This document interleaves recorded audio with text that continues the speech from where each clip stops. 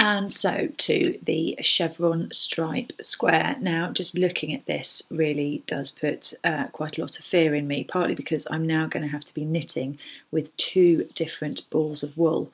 I'm not entirely sure how I'm going to do this, but I've done a little bit of reading up and research, and I think I've got the idea.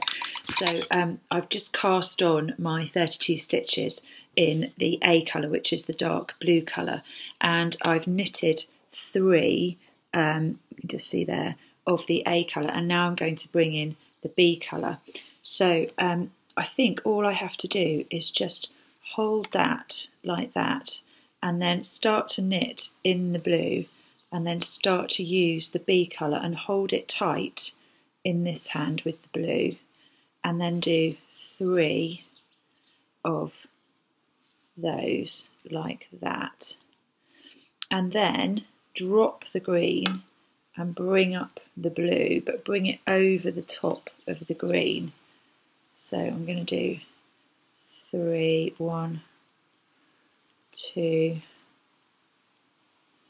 3, and then I'm going to drop the blue and then pick up the green and take it over the top of the blue like that. 1, 2, 3, drop the green, pick up the blue, and do that again and again. So just dropping. What's happening is that there's an awful mess growing underneath. So I think I'm going to get to the end of this row and I'm going to sort it all out. I read online actually that if you get your wool and tie a little bit of it, less than a whole ball of wool, around a piece of cardboard, that is easier to control than having 2 balls of wool going on at the same time. But I've started now, so I'm going to just give it a go. But I think the trick is making sure that the way in which you bring the wool round the back of the work is the same each time. I imagine that the back is going to look fairly thick with all the different bits of wool that have been dropped and then brought onto the stitching line a little bit later on in the pattern. So I'll keep going with this, and I'll let you know how I get on. I think one other thing I'm going to have to be very wary of is my tension, because the temptation is to pull it really, really tight, and I'm a little bit fearful that this square is going to be actually smaller than it needs to be. I've managed to get my tension pretty much regular now. It's slightly smaller than 15, but hey, I'll just have a smaller blanket. Okay, I've got to the end, so now I've got to knit 2 in the A colour, and there I finished. So you can see now that I've got a nice stripe which will then carry on into my pattern.